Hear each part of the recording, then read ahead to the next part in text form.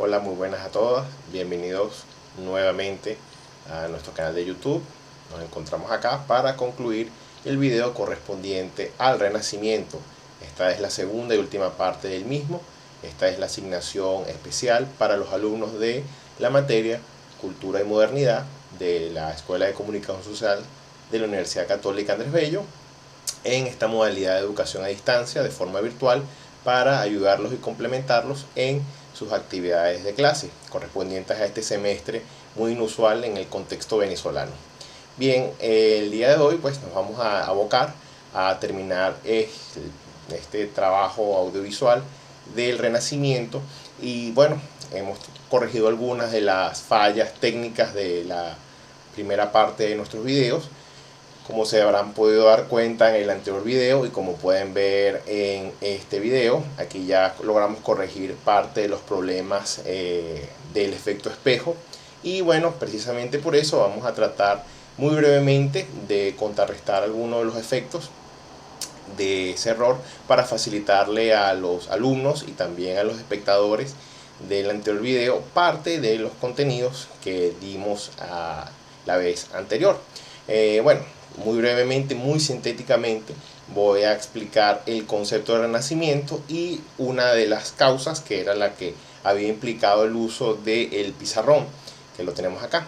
Bien, como habíamos comentado en el video pasado, el Renacimiento es un periodo histórico ubicado entre el siglo XV y XVI en Europa, que va a tener una resonancia, un impacto muy grande, no solamente en Europa, sino en todo el mundo occidental, y se llama así precisamente por los dichos de un historiador europeo en el siglo XIX, Jacob Burckhardt, quien planteaba en una obra sobre el Renacimiento cultural que eso era un periodo de regreso, de retorno de los saberes clásicos del mundo antiguo, Grecia y Roma. Él se basaba en buena medida porque los que vivieron en aquel tiempo eran sumamente críticos con la Edad Media, quienes la acusaban de ser una edad completamente oscura, y ellos consideraban que habían vuelto las luces, la dignidad y el esplendor a las letras, a las actividades humanas, el humanismo pues, y consideraba evidentemente que era una época de esplendor, ese retorno de ese tiempo anterior al mundo medieval. Entonces, bueno, justamente el concepto de Renacimiento no es otra cosa que, desde un punto de vista simbólico, hablar de un regreso de la cultura antigua. En este caso, los saberes de Grecia y Roma, de la antigüedad clásica, de alguna manera regresan. ¿Ok? Podemos ver que hay una especie de retorno. ¿Ok? Eso es lo que nosotros hoy en día conocemos como el Renacimiento. De hecho, fueron los hombres del Renacimiento los que llamaron a la Edad Media, porque ellos veían a la Edad Media como una especie de continuidad, de ruptura en la continuidad que era la antigüedad con ese presente, que hoy en día nosotros llamamos la modernidad. Ese retorno de los saberes de la antigüedad es considerado una resurrección de algo que ellos pensaban que estaba muerto, pero obviamente esa cultura no había desaparecido, había entrado en un bajón producto de las invasiones bárbaras, la disolución del Imperio Romano de Occidente. Todo eso había hecho que pareciera que la cultura griega y romana hubiese desaparecido, pero en primer lugar en los monasterios cristianos en la Europa occidental, dentro de la cristiandad latina, se mantuvo buena parte del conocimiento griego y romano, y en el mundo oriental en el Imperio Bizantino.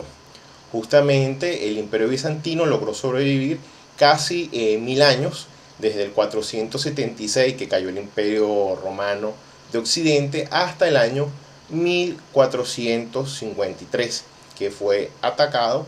El Imperio Bizantino fue investido por última vez por el Imperio Turco Otomano, musulmanes que en este caso era un pueblo que venía de Asia Central. Justamente hay una nación en Asia actualmente llamada Turkmenistán. Esa es la patria de los pueblos turcos, que en este caso constituyen hoy un estado en la península de Anatolia, que conocemos con el nombre de Turquía. Bueno, en 1453 el Imperio Otomano finalmente colapsó, y esa parte del Imperio Romano de Oriente al desaparecer va a influir, va a ser una de las 4 causas que había generado el origen del Renacimiento. Ya les habíamos mencionado entre los antecedentes que Italia tenía una serie de características del siglo XIII al XV que explicaban por qué ahí se iba a dar el Renacimiento, entre ellos el sentimiento nacional, la vida urbana y el capitalismo, el resurgimiento del capitalismo o el resurgimiento de las actividades económicas monetarias. Y bueno, entre las causas estaba el ambiente, por supuesto, de interés por el mundo antiguo, por las ruinas, por todo lo que tuviese que ver con hallazgos de esa antigüedad clásica. El humanismo, por supuesto, el humanismo literario y filosófico.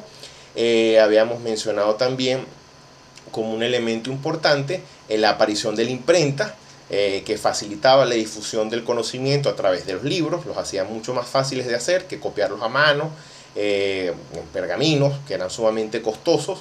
El libro dejó de convertirse en un artículo de lujo, en un artículo común y corriente para quien pudiese leer y escribir. Y bueno, finalmente la caída del imperio bizantino en manos de los turcos otomanos. Esa última consecuencia, que es lo último que vimos en nuestro video anterior, incluía un dibujo de mi parte, un mapa, que quienes me conocen como profesor en aula saben que yo siempre trato de dibujar y recrear lo más posible de una forma ilustrativa los contenidos. Entonces, bueno, vamos a hacer el mismo mapa que está ya al final del video anterior. Ahora lo vamos a hacer bien para que lo puedan ver derecho y comprendan por qué la caída de Constantinopla es importante como una de las causas. No es evidentemente la causa más importante, no es exactamente la causa que dispara el Renacimiento, pero es una causa importante que se encadena con todas las demás para explicar el proceso de ese acontecimiento. Entonces, bueno, si me permiten, voy a proceder a mostrar en nuestra amiga la pizarra esta ilustración, este mapa, que nos va a ayudar a comprender qué fue lo que pasó con Constantinopla y cómo eso va a influir entre las causas del Renacimiento.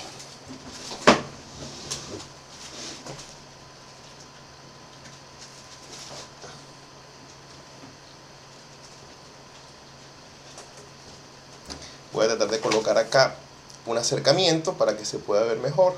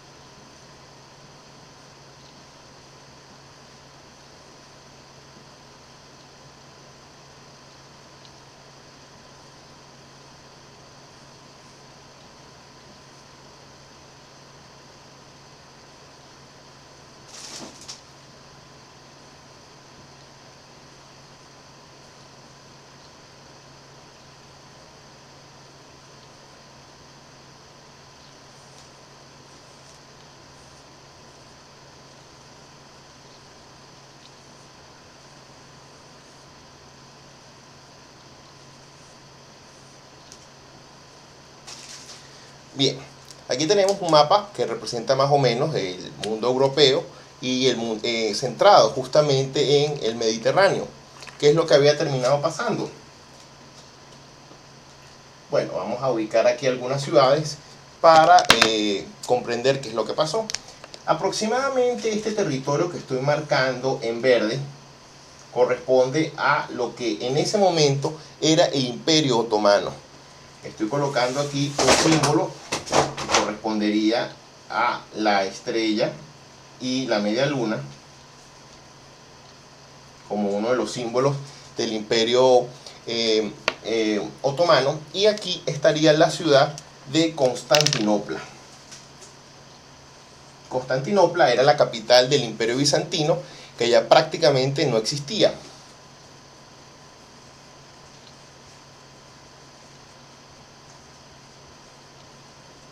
Y el 29 de mayo de 1453 va a caer el Imperio Bizantino.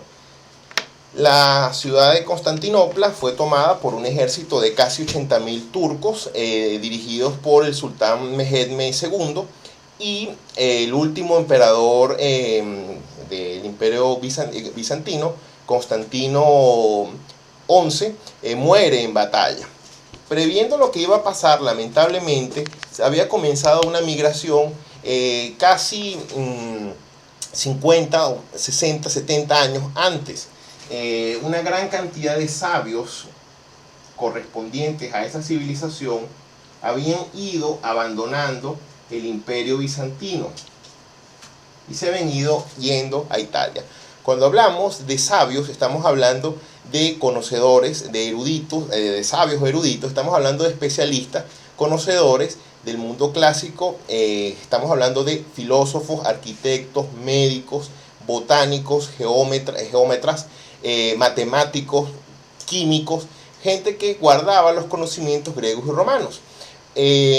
Muchos fueron al sur de Italia, a Nápoles, a Salerno, otros fueron a Messina, a la isla de Sicilia, otros naturalmente fueron a Venecia y a Génova por el fuerte comercio que había en aquella época, pero sobre todo uno de los más interesantes es en 1397, uno de ellos se va a dirigir a la ciudad de Florencia, voy a poner aquí Florencia, Miguel Crisolaros. Va a ser embajador de Constantinopla y va a montar una escuela de griego, porque el Renacimiento va a comenzar por la admiración primero por los romanos, porque naturalmente los romanos estaban en Italia, y posteriormente va a venir el interés por el griego, porque el griego no se conocía mucho, a pesar de que había una parte de la Biblia escrita en griego, y los que más sabían griego eran sobre todo monjes. Se fundan unas escuelas de griego en las ciudades que ya hemos mencionado. Aparte que en algunas de las disciplinas que mencioné, el conocimiento del griego era muy importante. Por lo menos una de las escuelas de medicina más antiguas de Europa era la Escuela de Medicina de Salerno. Y otra de las universidades, una de las más antiguas, era la Universidad de Bolonia. Y allí se necesitaban, digamos de alguna manera, técnicos o sabios del mundo griego que podían ayudar a esas disciplinas. Entonces, esta migración de griegos es muy importante, de sabios griegos, porque eso va a retroalimentar el gusto por la cultura antigua, la cultura clásica. Y bueno, esa es la última parte, digamos, de este peculiar mapa, porque las ciudades del norte de Italia, no solamente Florencia, también Padua, Verona, Mantua, las mismas Génova y Florencia, Génova y Venecia van a llenarse de esta riqueza, pero Florencia va a ser la que va a tener la característica de ser la más famosa, la que va a tener más esplendor, y desde ahí va a comenzar a irradiar el Renacimiento a Francia,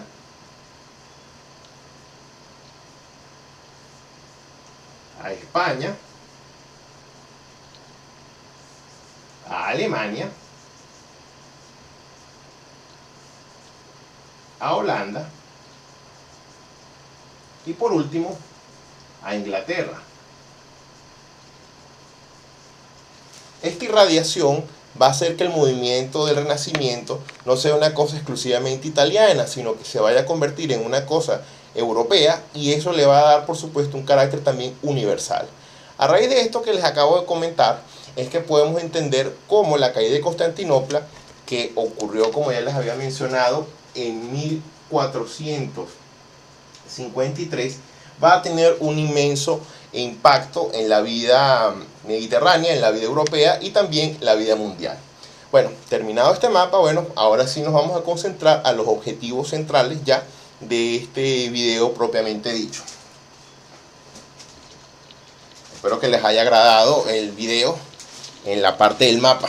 Esa es, aunque no lo crean, una de las partes más complicadas para entender justamente los conocimientos. Bueno, ¿qué nos corresponde exactamente ya en este video? A nosotros nos corresponde ahora ver lo que sería el desarrollo.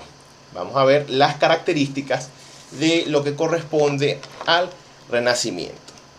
Bien, el Renacimiento tiene en total unas 5 características que nos permitirían entender su desarrollo, y vamos a tratar de conocerlas una por una, de esta forma muy esquematizada, muy sintética, porque evidentemente en un video de 15, 20, 25, 30 minutos es muy difícil plantearlo todo. Esto es una idea para que ustedes se vayan orientando precisamente de manera muy general. Bien, ¿qué encontramos acá?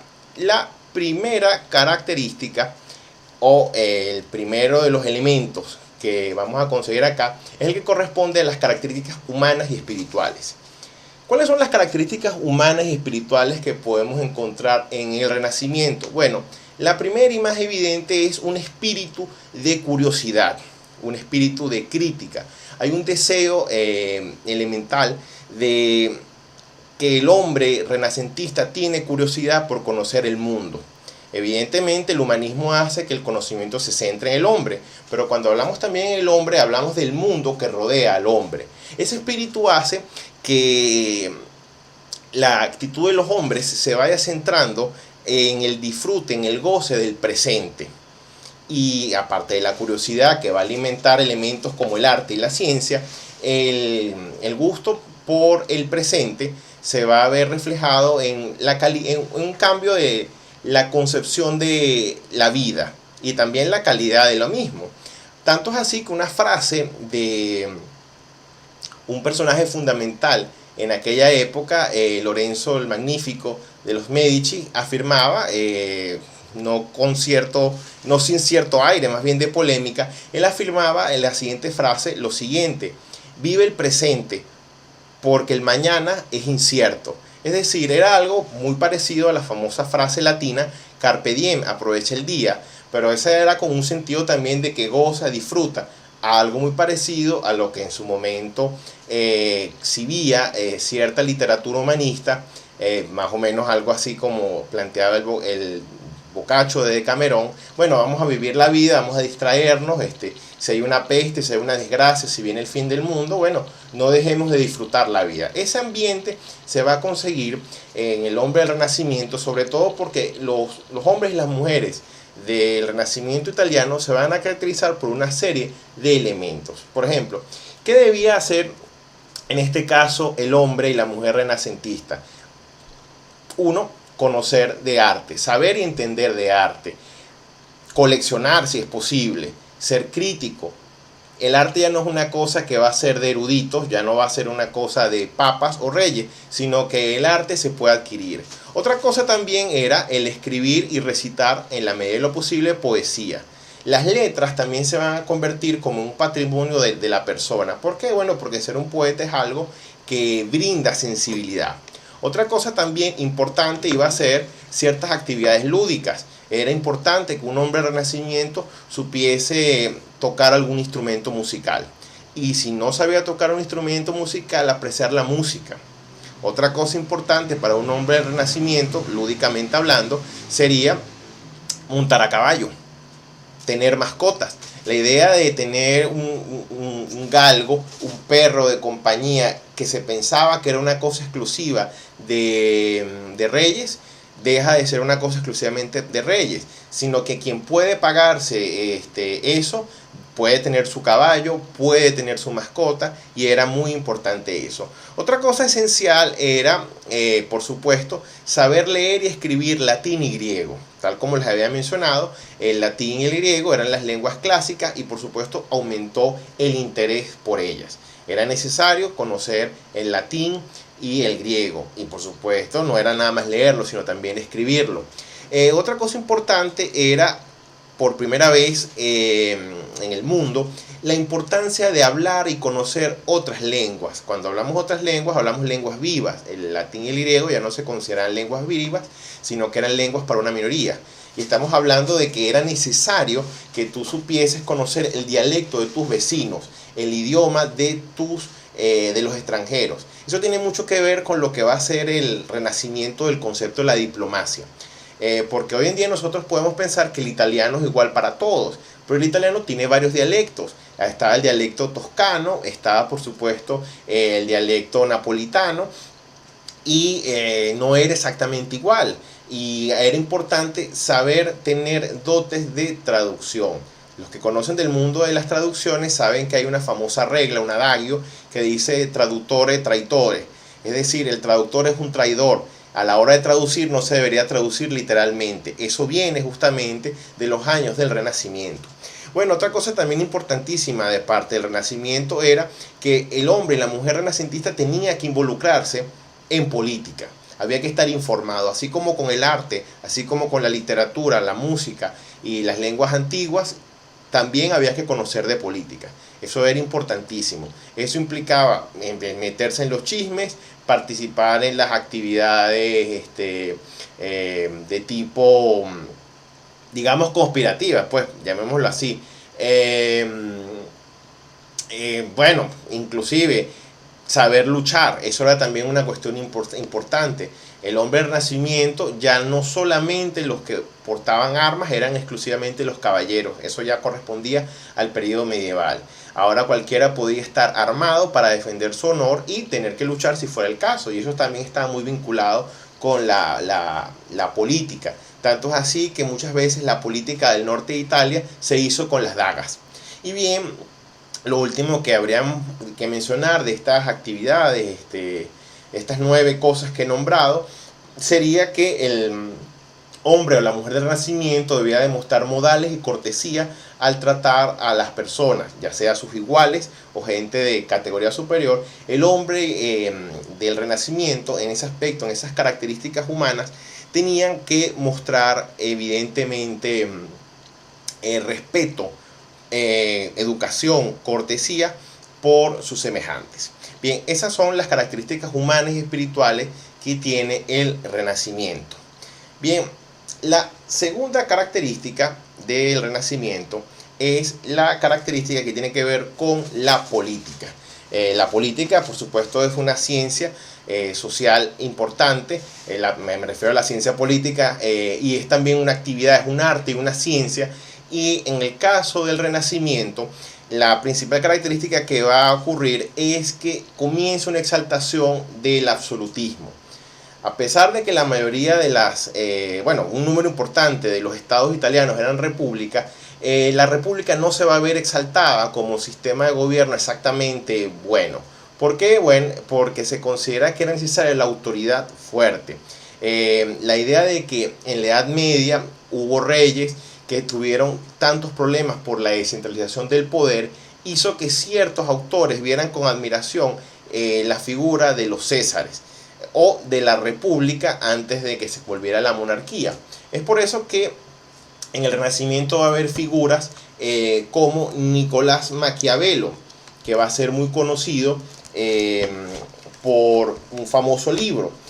Maquiavelo, hoy en día la gente lo puede ver como el sinónimo de algo malo, pero Maquiavelo no es realmente una figura mala. Él fue un secretario diplomático florentino, y cuando ya él está en los últimos años de su vida, hace un manual de lo que es considerada la experiencia política, y lo que termina mostrando es descarnadamente cómo la política es en todas partes, ya sea en la Italia del Renacimiento, antes del Renacimiento, porque quienes han estudiado la historia política, ya sea en Egipto, Grecia, Roma y en la Edad Media, se van a dar cuenta de que las reacciones son naturalmente igual. Y después del periodo renacentista, la política siempre se ha representado generalmente con un concepto de lucha, de enfrentamiento o acuerdos que a veces se ven mal, dominados por las pasiones, por querer manejar el poder, etc. Bueno, Maquiavelo es una de las figuras centrales en este periodo. Pero también hay otra figura que está en este libro contrastado, que es en este caso, como podrán ver acá, aquí tenemos a Maquiavelo.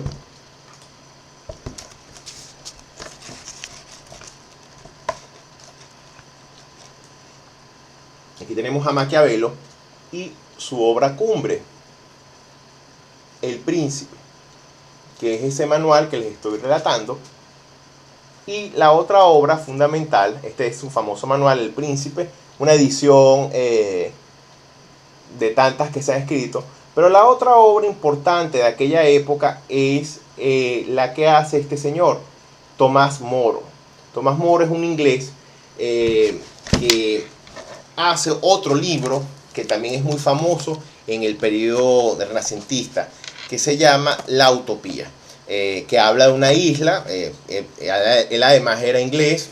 Muchas personas que han estudiado el tema lo vinculan naturalmente con Inglaterra, hay un deseo en los hombres del Renacimiento de mostrar sociedades idealizadas, y en ambos casos siempre buscan la cuestión del orden. Evidentemente Maquiavelo habla de un orden basado muchas veces por la fuerza, la astucia, la coacción, la amenaza, y en el caso de Tomás Moro habla de un orden basado en la virtud, la bondad, una serie de cuestiones positivas. Por eso es que cuando uno habla de la palabra utópico, le parece que es una ilusión, algo muy bonito para hacer realidad.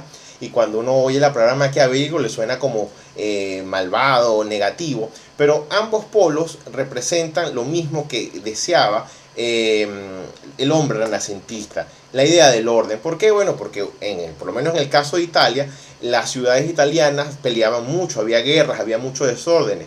Donde supuestamente había unas repúblicas oligárquicas, donde había grupos de poder enfrentándose. Entonces la figura del absolutismo se vio como una figura llamativa, una figura buena. La figura de los césares como reyes que podían unificar las sociedades, poner orden y establecer una base para el progreso, se va a exaltar. Entonces no es casualidad que en el Renacimiento van a ver justamente esas características de familias que se van a enquistar en el poder, que van a buscar tener influencias y que no se van a calar a sus enemigos. Si es necesario llevárselos por delante, se los van a llevar.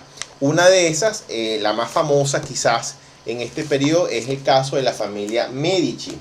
Los Medici, una familia, aquí hay una pirámide que muestra su larga y extensa vida. Aquí se ve una larga. Hay un conjunto de personajes, los que fueron alcaldes o abanderados de la ciudad, duques, papas, obispos, reyes. Ellos tuvieron una influencia muy grande. Su línea, permiso, disculpen acá, todavía no estoy acostumbrado a este modelo, así que me cuesta. Ajá, ay, ajá, bien. Aquí no lo puedo mostrar con tanto detalle este contenido. Oh, perdón, fallas técnicas. Bien, lo que me gusta destacar acá es que esta familia estaba consciente de la importancia del poder como forma de influir en la sociedad. Entonces, aquí hay varias generaciones de políticos que van a llegar a ser, de hecho, como les mencioné, papas, reyes. En este caso, les menciono que hay un papa, el papa Julio, el papa Juan, son en este caso papas justamente, y tenemos que por lo menos la reina Catalina llegó a ser esposa de Enrique II de Francia, y también tenemos que María de Medici se casó con Enrique IV de Francia, y su hijo va a ser Luis XIII. Justamente Luis XIII va a ser uno de los centralizadores, uno de los creadores del Estado monárquico central, uno de los padres del absolutismo.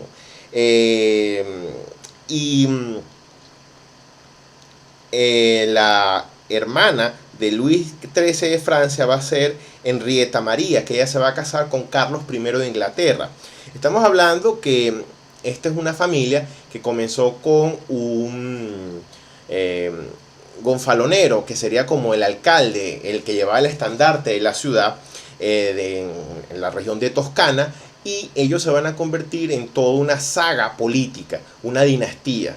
A veces aquí se habla en la contemporaneidad de la dinastía de los Kennedy, de la dinastía de los Bush, en el caso estadounidense, pero las dinastías son realmente familias que a través de enlaces, de luchas, de acuerdos, llegan a tener estas figuras. Duques, príncipes, obispos, cardenales, papas, princesas, reyes y reinas. Eso habla de la política en ese periodo, donde con mayor conciencia se va a trascender para llegar a esos objetivos. Bien, evidentemente cuando hablamos de Renacimiento, mucho de la política se concentra en las luchas italianas. Eso sí no lo vamos a ver, eso ya forma parte de detalles que por lo menos para esta introducción, porque en el fondo estos videos son como una introducción, no vamos a ver. Vamos a entrar ahora en lo que más bien sería lo más conocido del Renacimiento, que muchas veces genera confusión de parte de la gente. Es la tercera característica, que es la que corresponde a las características artísticas. Cuando hablamos entonces del Renacimiento, hablamos allí justamente el retorno de los preceptos, de las características del mundo antiguo. Se exalta el canon del mundo artístico antiguo. ¿Y qué significa eso? Bueno, en primer lugar, el cuerpo humano es mostrado nuevamente con naturalidad. Predomina cierto naturalismo y cierto realismo, y también cierto idealismo. Hay una idealización del mundo, también el mundo externo, y se busca ya mostrarlo tal cual como se concibe a los sentidos. Hay una cuestión muy sensualista. Cuando nosotros pensamos en la palabra sensual, lo relacionamos siempre al romance, a una relación amorosa o una cuestión más o menos indecente, pero la palabra sensual quiere decir que afecta a los sentimientos. Bueno, en el caso del arte, vamos a hablar aquí fundamentalmente y muy brevemente pintura, escultura y arquitectura. Cuando hablamos de la cuestión artística, para entender justamente el retorno de las figuras clásicas, vale la pena mostrar justamente una comparación pictórica de tres obras, en el cual ustedes van a entender la cuestión. Para tratar de que no se produzca la confusión con los libros, lo voy a poner a cierta distancia y bueno. Ajá. Aquí pueden ver ustedes tres pinturas de tres distintas épocas que hablan justamente del mismo motivo. Aquí tienen las Tres Gracias. Esto es una pintura, un fresco de la época romana. Las Tres Gracias forman parte de la mitología, serían como unas musas, pero el cristianismo las adoptó como fe, esperanza y caridad. Fíjense que aquí están desnudas, ¿ok? Representan tres mujeres desnudas, pero las que tienen acá son de la Edad Media. Fíjense el primer elemento, están vestidas y aparte no hay mucho detalle. Voy a tratar de acercar lo más posible la imagen.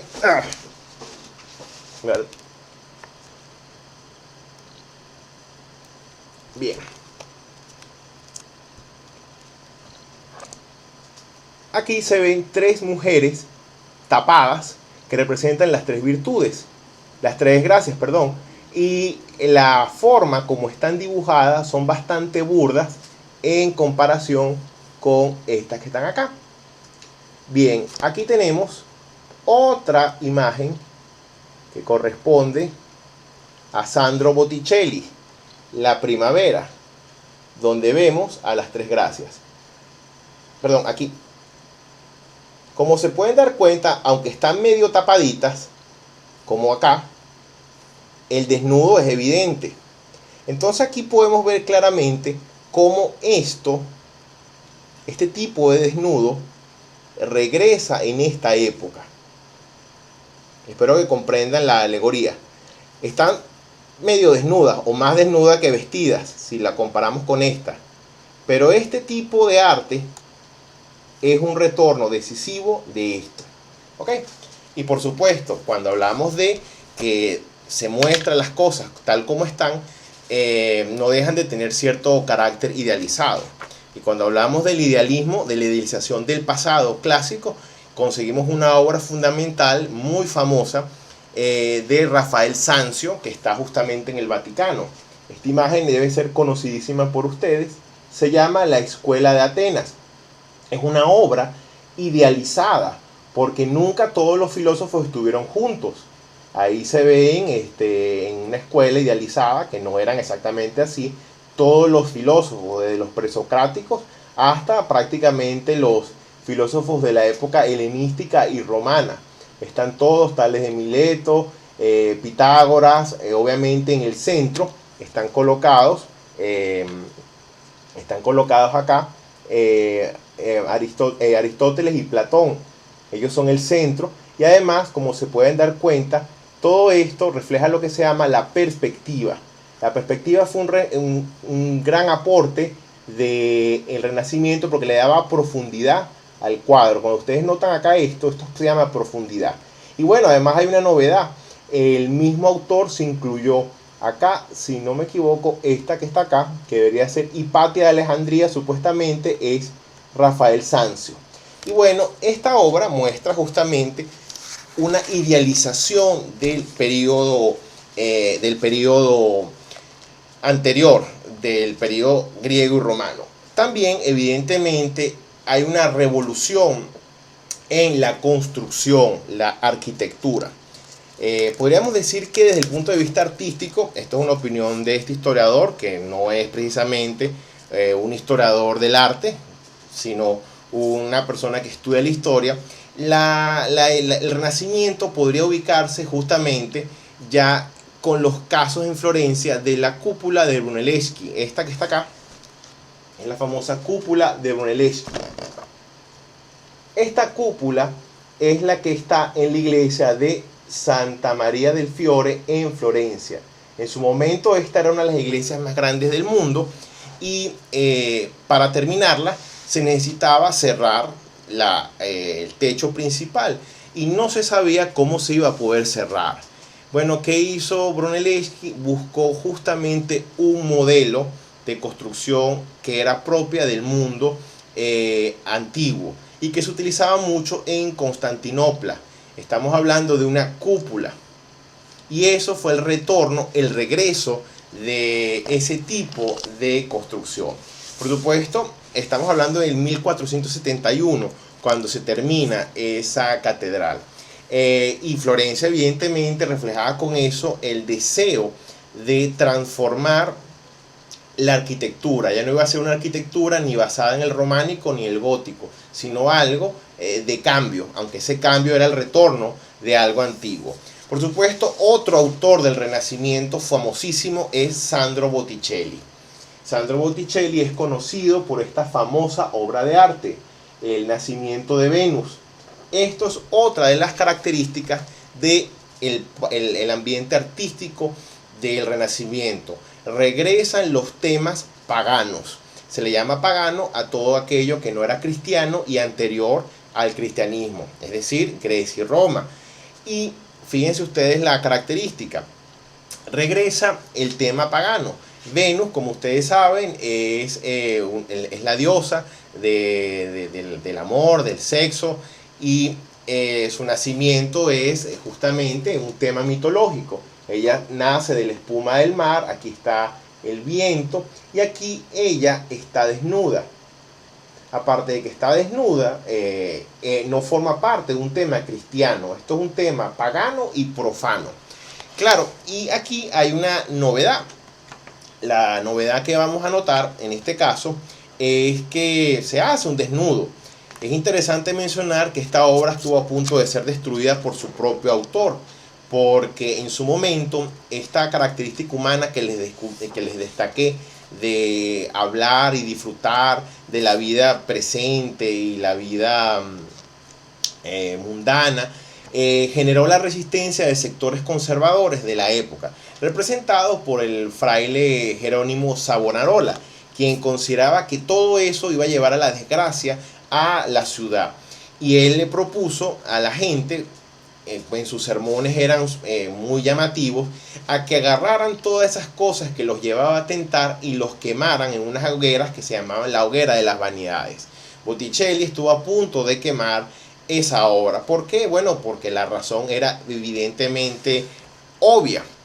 Hacer un desnudo de una mujer era un tema polémico en aquella época, creo que todavía lo debe ser. La modelo que se prestó para esto fue nada más y nada menos esta señorita que está acá, Simonetta Vespucci. Hasta hoy se discute si ella llegó a presentarse desnuda completamente o nada más prestó su rostro. Se considera que ella no lo hizo desnudo porque se hubiese considerado algo muy terrible. Lo cierto es que Sandro Botticelli admiró mucho a esta mujer por su belleza. Su belleza representaba la candidez de una diosa. Y aquí tenemos el boceto, el estudio para lo que luego sería la pintura. De hecho, Botticelli quedó tan impresionado por la belleza de esta mujer que se enamoró platónicamente. Tanto fue así que cuando ella murió muy joven, Botticelli no quiso más nunca volver a retratar a ninguna mujer en ese plan. Y bueno, por supuesto, avanzado el Renacimiento, otra característica que se va a volver muy obvia en este periodo va a ser justamente la existencia del retrato, muy vinculado con la característica humana y espiritual de vivir el presente y disfrutar. Va a ser el gusto por retratarse o hacer retratos, ya sea por conservar una imagen propia o porque mi imagen sirva de inspiración para un pintor, un artista. Y aquí tenemos, por supuesto, el que es considerado uno o el más famoso cuadro del Renacimiento, o al menos el cuadro más famoso del Renacimiento para este pintor. Estamos hablando de Da Vinci. La famosa Gioconda o Mona Lisa es el retrato que hizo Da Vinci de esta señora, que al parecer era la esposa de alguna figura del Renacimiento, algún miembro de una ciudad italiana. Entonces todo esto nos habla de una transformación artística impresionante, ya sea en la arquitectura, ya sea en la escultura. Comienza justamente una idealización del cuerpo y también un mejoramiento en las técnicas del mismo arte, ¿ok? Porque hasta aproximadamente este tiempo era costumbre que todo quedara circunscrito al uso del mármol como figura fundamental, pero no, aquí también comienza, bueno, también en la antigüedad se usó, pero se resucita la producción de esculturas de bronce. El bronce vuelve, regresan las técnicas y por eso el mármol junto con el bronce se van a convertir en las figuras fundamentales para recrear justamente las obras de arte. De hecho, van a inmortalizarse. Aquí se muestra un poco cómo es el proceso para hacer las obras de arte. Las famosas esculturas se hacían, en primer lugar, se hacían de yeso, luego se cubrían de cera, después se colocaba dentro el bronce, se derretía la cera y finalmente quedaba la escultura. Era un proceso largo, era un proceso largo, complicado, pero ese proceso junto con el mármol es lo que garantizaba, digamos, la inmortalidad de las obras. Por eso es que muchas veces se utiliza la metáfora del mármol o el bronce como sinónimos, pues, de que algo es imperecedero. Una estatua de madera o una estatua de porcelana dura mucho menos que lo que se considera una estatua de estilo de mármol o de porcelana. Bien, la cuarta característica de este periodo viene a ser la cuestión filosófica. En este caso, la característica filosófica es el antropocentrismo. Aquí sí se da una verdadera revolución, porque se produce un rechazo a la concepción escolástica del conocimiento.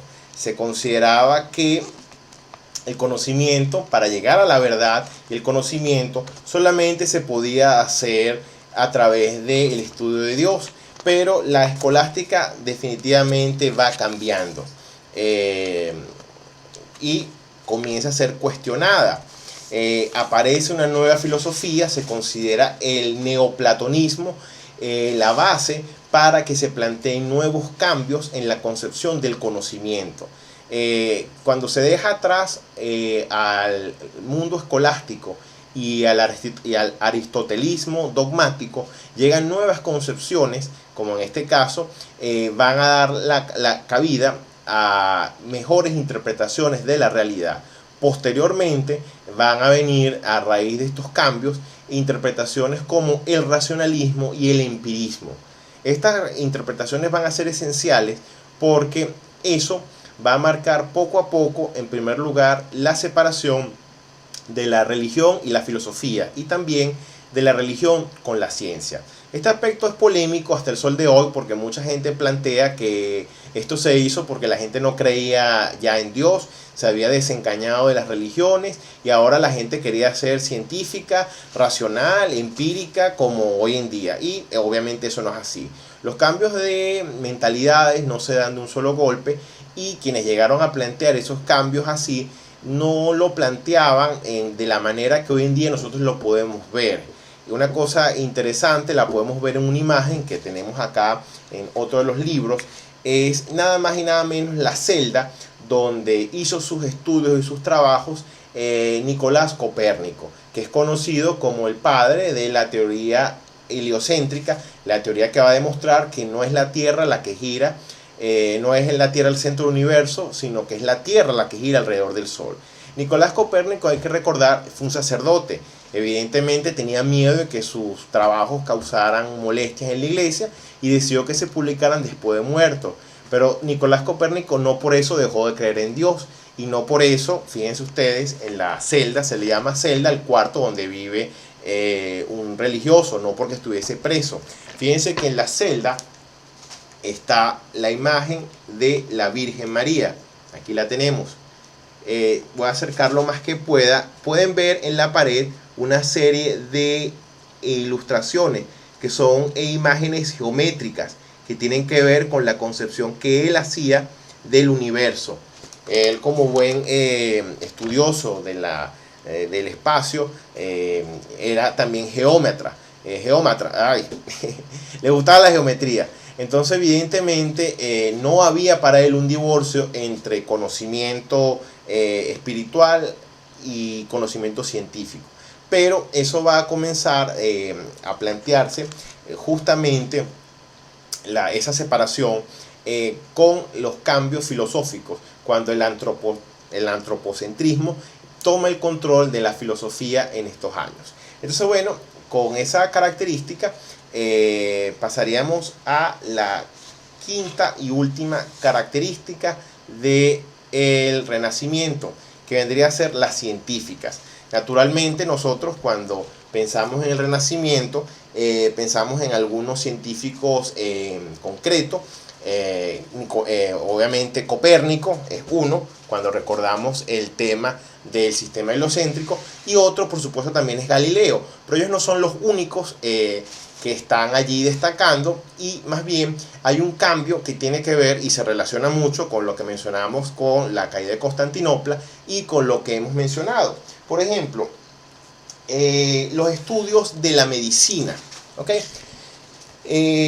La medicina de la Edad Media, a pesar del conocimiento que había podido llegar por parte de los árabes, era bastante limitado, y solamente se seguía creyendo de forma dogmática en ciertas ideas de Hipócrates y Galeno, pero ideas que algunas veces eran más especulativas que empíricas, que comprobaban. Entonces había una idea, había más imaginación y especulación que realidad. Lo que ven aquí son las formas como mostraban cómo era el cuerpo humano, es decir, los músculos, el sistema nervioso, el sistema sanguíneo, etc. Bueno, como ustedes se podrán dar cuenta, son dibujos que hasta se ven como caricaturescos. Bueno, esa situación completamente cambió cuando se empezaron los primeros estudios anatómicos. Y en el campo de la medicina, una de esas figuras es Andrés Vesalio. Fíjense las ilustraciones que hacían, que si las comparan con las que les acabo de mostrar, estas corresponden a ilustraciones que son modernas. Vean, este es el cuerpo humano mostrando los huesos y los cartílagos, y aquí pueden ver el cuerpo humano tal cual como es el esqueleto. Es algo que ustedes pueden reconocer como lo que se supone que es un cuerpo humano. Es cercano a la imagen de lo que nosotros hoy en día conocemos. Otra cuestión que va a ser importante va a corresponder al campo de la farmacia. Antes, mucho de lo que nosotros conocemos como la farmacopea eran hierbas, y eso estaba más vinculado a hechiceros y brujos que a médicos o químicos que trabajaran con eso. Bueno, en el Renacimiento van a aparecer las primeras farmacias o botiquerías, donde se van a vender medicamentos. Ahí va a jugar un papel importante un médico o un químico o alquimista llamado Paracelso. Él va a encontrar que ciertos minerales disueltos pueden ayudar a la salud. O sea, más o menos va a plantear la idea del principio activo. Y ya para justamente el siglo XVI y XVII va a ser común esto, que se guardaran los medicamentos en frascos, que hubiese un boticario que trabajara, que moliera los productos, y estos se vendieran en lo que hoy en día nosotros conocemos como farmacia. Es decir, eso iba a ser esencial para la transformación de la ciencia. Evidentemente, cuando hablamos también de la ciencia, estamos hablando de que en lo micro y en lo macro comienza un cambio. Cuando digo en lo micro, justamente me refiero a lo microscópico. Los primeros microscopios van a aparecer en esta etapa. Lo que están viendo acá son microscopios, los primeros microscopios. Y lo que está acá no es un virus, es que justamente una flor, porque lo que está abajo es un jardín para estudios botánicos. Resulta que se comenzó a estudiar ese mundo pequeño que el hombre no veía con claridad.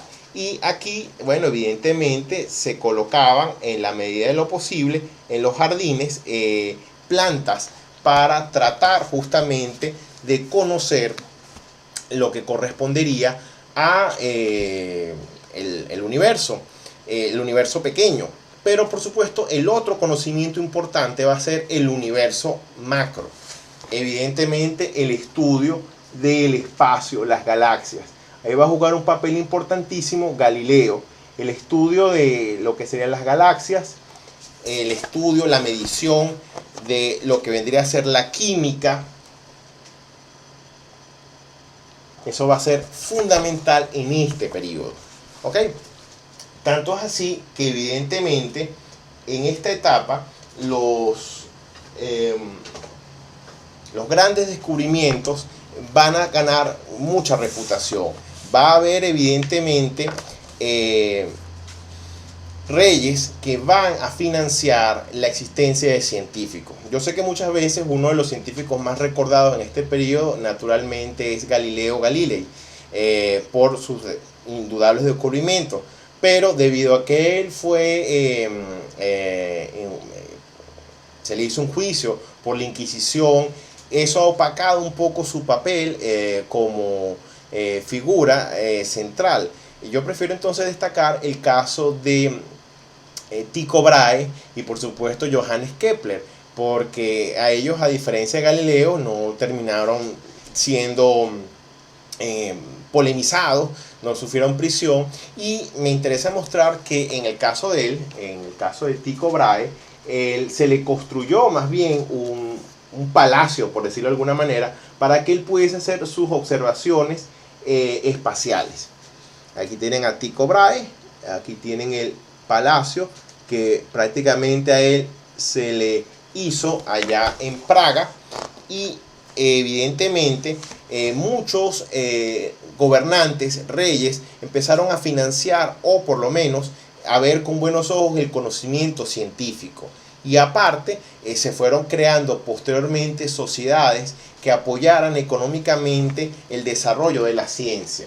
Evidentemente eso va a permitir que se mejoraran los respectivos microscopios, mejoraran y se hicieran descubrimientos. Este dibujo que hay aquí de este insecto y esta imagen que está acá, que corresponde a algo que se ve dentro de un microscopio, corresponde al intento precisamente de divulgar la ciencia en aquellas etapas. Entonces, bueno, se va a hacer común y va a ser una cuestión de prestigio los salones sociales se van a llenar de estos elementos. Tener un globo terráqueo, tener ese tipo de reliquias científicas o invitar a personas para que vieran los telescopios. Era una cosa así como que hoy en día que usted lo inviten a una fiesta muy chévere, era algo que daba prestigio social. Bueno, todo eso va a comenzar con ese auge de la ciencia, ¿ok? Entonces, bueno, esas características nos permiten hablar de la transformación del mundo en esa época. Y para explicar un poco en detalle, porque sé que seguramente tanta información los puede abrumar, yo hice más o menos un cuadro que les facilite los datos informativos. Pueden perfectamente congelar la imagen cuando vean este cuadro, y aquí se va explicando con detalle. Aquí vemos los principales exponentes de la influencia del Renacimiento en cada parte. Evidentemente, no todos los países van a tener la buena suerte de tener llena todas las casillas. Italia, por lo menos, tiene sus famosos escritores y artistas, y también algunos científicos.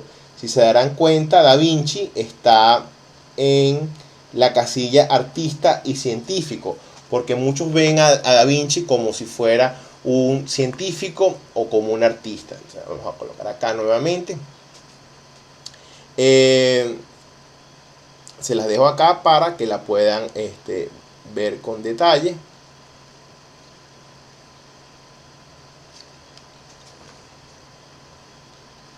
En cada uno de estos países, ya sea en Italia, Francia, España, Holanda, Alemania, Suiza, Inglaterra, Chequia, que sería la forma de llamar República Checa, y Polonia, hubo algún exponente del Renacimiento. Cuando hablamos de escritores, estamos hablando ya sea filósofos, ensayistas o poetas. En el caso de España, algunos autores todavía discuten si Cervantes y Lope de Vega pueden entrar allí, porque en España hay algo que se llama el siglo de oro en la literatura. Entonces algunas de esas figuras, como Cervantes y Lope de Vega, forman parte más del siglo de oro hacia el barroco que hacia el Renacimiento, ¿ok? En el caso de otros autores como Nicolás de Cusa, se les incluye como pre-renacentistas, pero él en verdad tenía mucha influencia de los clásicos. Y bueno, aquí, como pueden ver, en el caso de Inglaterra y en el caso de Francia y también en el caso de Italia, estamos hablando de escritores como ya sean filósofos, ya sean poetas o ya sean dramaturgos, ¿ok? Que hacen o ensayos políticos o sociales. Esas cuatro modalidades es la que incluyen ahí. Lo mismo pasaría en el caso de los artistas. Artistas incluiría pintor, arquitecto y por supuesto escultor. Y en el caso de la ciencia, el científico, ahí es una variedad muy amplia. Ahí podría ser astrónomo, médico, químico, medicina, etc. ¿Ok? Bien, ya bordeando casi la hora, y me disculpo porque el video sea tan largo. El tema da para mucho. Vamos entonces a ir concluyendo justamente el tema con lo que correspondería en este caso, pues ya que vimos las características, cerraríamos entonces con las consecuencias. Bien, las consecuencias del Renacimiento son naturalmente 5 consecuencias también. La primera de esas consecuencias es naturalmente el cambio trascendental que se va a dar. Se va a crear una actitud nueva, crítica ante la vida. Esta es una característica humana. La primera sería las características humanas y religiosas y también sociales, pues. Se crea una actitud nueva ante la vida, una actitud crítica. Hay una idea también un poco optimista sobre el presente. Va surgiendo también cierta idea del progreso, de que los seres humanos pueden avanzar, y esa interpretación crítica y positiva se puede reflejar con unas palabras de un contemporáneo de aquellos años, que definía que todo lo que había ocurrido había terminado haciendo un cambio trascendental.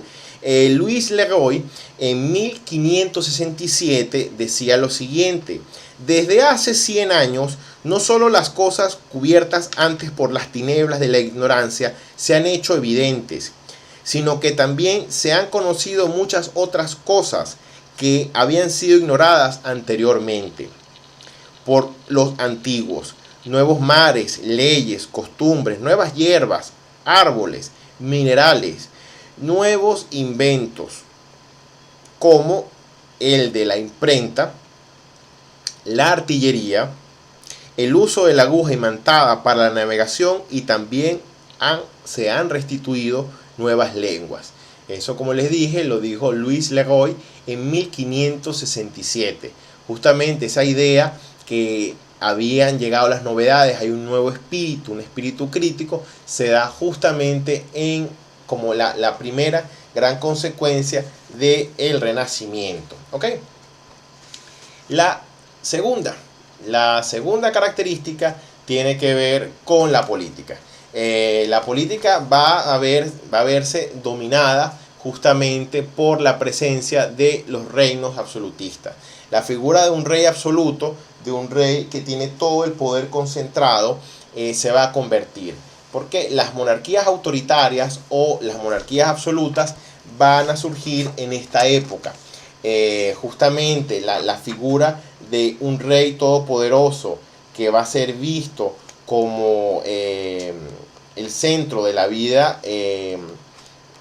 política va a ocurrir. Claro, en estos años todavía no es la época del rey Luis XIV, que es conocido como el rey Sol. Pero la idea de que un rey como Luis XIV, que ahí lo tienen acá, que se manda a hacer tapices, pinturas sobre la tela, mostrándose como un general conquistador, nos habla de ese tipo de figuras. Aquí lo vemos como una figura de autoridad, y en el medio está un cardenal.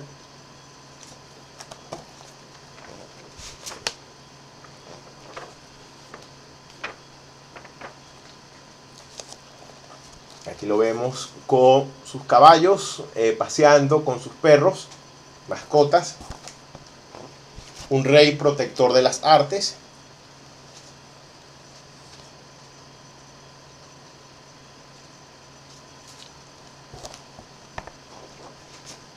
Y finalmente, una imagen que sí me llama la atención, aunque ya les dije, el rey Luis XIV no pertenece al periodo del Renacimiento, es más cercano al periodo del despotismo ilustrado, el rococó y el antecesor de la Ilustración, pero hay una imagen que él se mandó a hacer que es muy llamativa, que tiene aires renacentistas.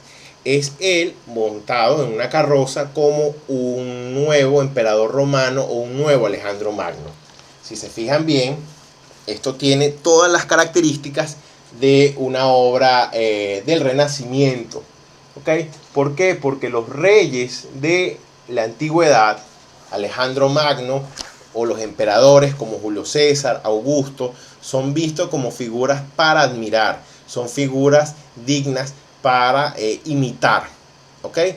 Y eso es lo que va a ocurrir en el aspecto político. La idea de una república como un régimen representativo, la idea de una democracia como una forma de ser expresión de todos, y la idea de la igualdad ante la ley, eso todavía no existe. Faltará mucho, faltan todavía 200, 300 años para que esa idea se empiece a discutir políticamente en serio. Y el absolutismo, como la exaltación del antiguo cesarismo de la antigüedad, es la característica fundamental en esta etapa. Bueno, la tercera característica que tiene que ver con el arte es lo que podríamos considerar el ascenso hasta el sol de hoy de las bellas artes. En esta época es que surgen los artistas que pueden firmar las obras suyas y surge el artista que puede justamente vivir de su arte. Es decir, todo el mundo que conoce un artista, hoy en día, digamos, por la crisis, uno ve al artista como un bohemio, una persona mantenida, una persona que tiene mucho talento y hace cosas muy bonitas, pero no puede vivir bien. Pero eso cambia justamente con el Renacimiento, porque surge la figura del mecenazgo. Todo aquel que cuente con el financiamiento para poder hacer un arte va a poder evidentemente vivir del arte. Bueno, hay gente que vive ahora del arte, hay gente que va a invertir en el arte, hay gente que va a comprar y va a surgir por supuesto también un canon artístico. Van a crearse escuelas con respecto al arte y todas y cada una de ellas va a generar por supuesto acciones a favor o en contra. A partir de este momento uno nota en el arte estar a favor del clasicismo o en contra del clasicismo, y todo eso va a influir en una percepción del arte. Y por supuesto va a surgir en esta etapa la era de oro, por decirlo de alguna manera, de ciertos artistas, y por supuesto van a producirse obras de arte imperecederas para la humanidad. Cuando hablamos de este periodo, no podemos dejar de reconocer obras que son completamente famosas para nosotros. Por lo menos aquí vemos la famosa Última Cena, que se hizo famosa por una película de ficción bien alocada. Tenemos el famoso David de Miguel Ángel y por supuesto la cúpula de San Pedro Vaticano. Para muchísimas personas la iglesia más grande del mundo, la iglesia católica más grande del mundo, es la que corresponde a San Pedro Vaticano. Bueno, que está ubicada en la ciudad de Roma. Esa iglesia, por supuesto, San Pedro Vaticano, que aquí la vemos, fue un esfuerzo colosal por parte del papado por tener una iglesia que correspondiera a los intereses de la iglesia. Se supone que si es la iglesia verdadera, la iglesia que es la iglesia de Cristo, tenía que ser una iglesia enorme y espectacular. Entonces, bueno, se hizo todo ese esfuerzo para tener lo que fue en su momento la iglesia católica más grande del mundo. Antes de ese momento, la iglesia más grande del mundo era la iglesia de Santa Sofía, pero como Santa Sofía quedó ocupada por los musulmanes en Constantinopla, ahí quedaba Santa Sofía, los papas del Renacimiento hicieron el esfuerzo porque se viera que, bueno, ahora la iglesia más grande del mundo va a estar acá, en Italia, va a estar en Roma, que es la ciudad que es la sede del papado. Bien, la cuarta característica, evidentemente, la cuarta característica, que en este caso sería la característica científica, es que, bueno, comienza precisamente también un auge, así como hay un auge en el arte, comienza una transformación definitiva en el caso de la ciencia. ¿Por qué? Porque los orígenes de lo que nosotros consideramos el método científico va a surgir allí. ¿En qué medida? Bueno, va a surgir también la figura del científico. El científico es una persona que se va a dedicar a crear conocimiento y, bueno, va a poder llegar a ser mantenido por eso. Le van a pagar por eso y la ciencia se va a convertir en un asunto de prestigio para las sociedades, y ahí va a surgir la figura del científico. El científico es una persona que puede influir en la sociedad, ya sea por sus descubrimientos, por sus estudios, y la aparición de eso definitivamente va a hacer que la sociedad europea tome la vanguardia, el avance en el mundo. Factores como lo que nosotros vamos a conocer posteriormente como la Ilustración en el siglo XVIII van a deberse fundamentalmente a eso, al avance de las ciencias. Voy a buscar aquí una imagen que tenía de los científicos que creo que perdí.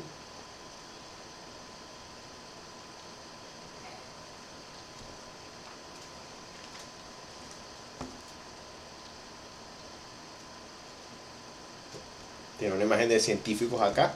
Me voy a disculpar con ustedes que no la tengo a la mano. Bueno, el caso es que la ciencia avanzó muchísimo en este periodo. Comienza precisamente como un despegue de la ciencia aplicada. Conseguí los científicos. Me disculpan todo ese tipo de cuestiones. Bueno, miren, muy general, ¿no? Porque no podemos abarcarlo todo en este video.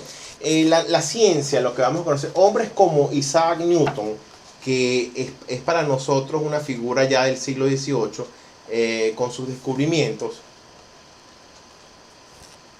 es alguien esencial para este periodo. ¿Okay? Isaac Newton es hijo heredero de estas transformaciones. Como ya verán nuevamente, el microscopio es un invento renacentista. Este era el primer tipo de microscopio. Luego se va a inventar este otro que vemos acá, que se parece más al que nosotros hoy en día conocemos. ¿Okay? Luego, por supuesto, van a ir apareciendo cuestiones.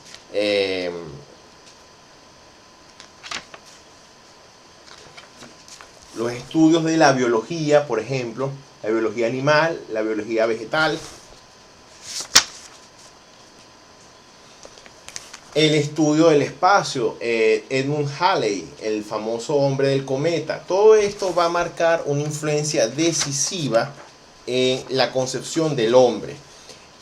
Nosotros estamos comunicándonos a través de medios que utilizan de alguna manera algo que nosotros conocemos como la computación. Bueno, la primera calculadora, el mayor ancestro de cualquier computadora que usted tenga en su vehículo, en su celular o en su ordenador, PC o laptop, es este señor, Blaise Pascal. La primera calculadora la hizo Blaise Pascal en el siglo XVII, es decir, 100 años después de el nacimiento, pues, de el renacimiento, del auge del renacimiento. Entonces, esto va a marcar decisivamente la concepción de los estudios. La ciencia avanza muchísimo, se van a crear las bases para el método científico, va a imperar una concepción empirista y, bueno, la ciencia cada vez más se va a separar de la tutela de la religión. Por último, la quinta y última característica, con esto ya estamos prácticamente finalizando este largo video, casi un documental, es la que tiene que ver con el capitalismo. El capitalismo como sistema económico se va a ver absolutamente potenciado. ¿Por qué? Bueno, porque todas estas actividades de alguna u otra manera necesitan financiamiento. El arte necesita financiamiento. La ciencia necesita financiamiento. La política también necesita financiamiento. Tú necesitas armar ejércitos. Y para que el capitalismo tenga sentido, tiene que haber una fuerte economía monetaria. Recuerden que una de las actividades que permitió que ciudades como Florencia crecieran es justamente el origen del capitalismo. Entonces, esta situación fomentará esto. Esto ya es el siglo siguiente, el siglo XVII. Esta es la bolsa de valores de Ámsterdam. La palabra bursátil viene de esta palabra holandesa, bursa, que pueden ver acá. La bolsa de valores de Ámsterdam. Quiere decir que ya se hacía negocio con dinero incluso antes de tenerla. De hecho, de ahí viene la palabra especulación. La palabra especulación, que nosotros hoy en día relacionamos con algo malo, es tratar de adelantarse a los hechos económicos. Y cuando uno dice que está especulando, hablando, uno quiere decir, bueno, estás diciendo cosas que no tiene forma de comprobarlo. Pero cuando hablas de precisamente economía, de una actitud especulativa, es que te quieres adelantar a los hechos. No sabes si algo va a ocurrir o no, pero tú estás tratando de adelantarte, apostando justamente. Si tenías razón, vas a ganar mucha plata. Si te equivocaste, vas a perder bastante.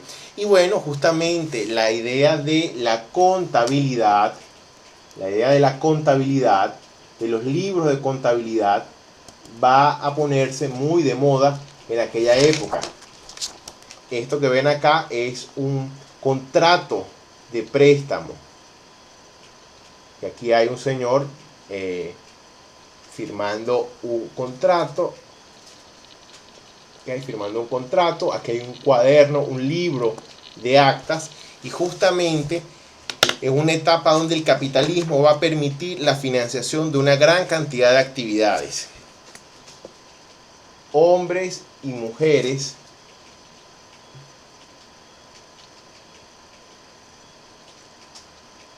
hombres y mujeres van a dedicarse a esta actividad. Bueno, tanto es así que aquí preguntan, justamente, aquí preguntan, me disculpan, ¿cuándo hubo mayor avaricia? Porque bueno, hay mujeres aquí negociando. Aquí sí pueden ver el señor de barba está recibiendo un dinero de la muchacha, y aquí estas personas están teniendo actividades. Aquí inclusive el negocio llegó a tal punto, esto que está acá es lo que se llamó la compra de indulgencia. Eso va a tener que ver mucho con el tema siguiente que vamos a ver más adelante, que es la reforma protestante, porque el hecho de que se comercie con lo sagrado, con lo religioso, causaría molestias que luego generarían cambios a nivel político, a nivel religioso, y también de alguna manera a nivel político en Europa. Bueno, con este último elemento, la situación del capitalismo, se cierra el tema de lo que nosotros hemos estado hablando del capitalismo. No dejo de recordarles que parte de este material se lo mandé en este libro. Este libro que se consigue en físico en algunas librerías en Venezuela, en la librería de la universidad está presente. En su capítulo 17 trata el tema del Renacimiento. Pueden revisar allí, es evidentemente un libro de texto general para público diverso. Les puede ayudar, y por supuesto les voy a hacer llegar algunos links de videos que hay acá en YouTube, de algunos de alemanes del canal público alemán, traducido al español por supuesto, la Deutsche Welle, sobre el Renacimiento. Y les mandaré también otros links de información de libros en PDF que puedan ayudar a complementarles esta información. Bueno, con esto termino. Lamento muchísimo que el video haya sido más largo. Esperaba que este video apenas llegara a media hora, pero es tanta la información que hice un esfuerzo para concentrar los datos a lo más importante, y aún así fíjense cómo terminó saliendo. Espero que este esfuerzo valga la pena, les haya resultado bien. Y bueno, le doy las gracias a todos por haber estado en nuestro canal, y les deseo muchas y muy buenas mañanas, tardes y noches a todos aquellos que nos hayan visto. Muy agradecidos, y nos vemos pronto. Hasta luego.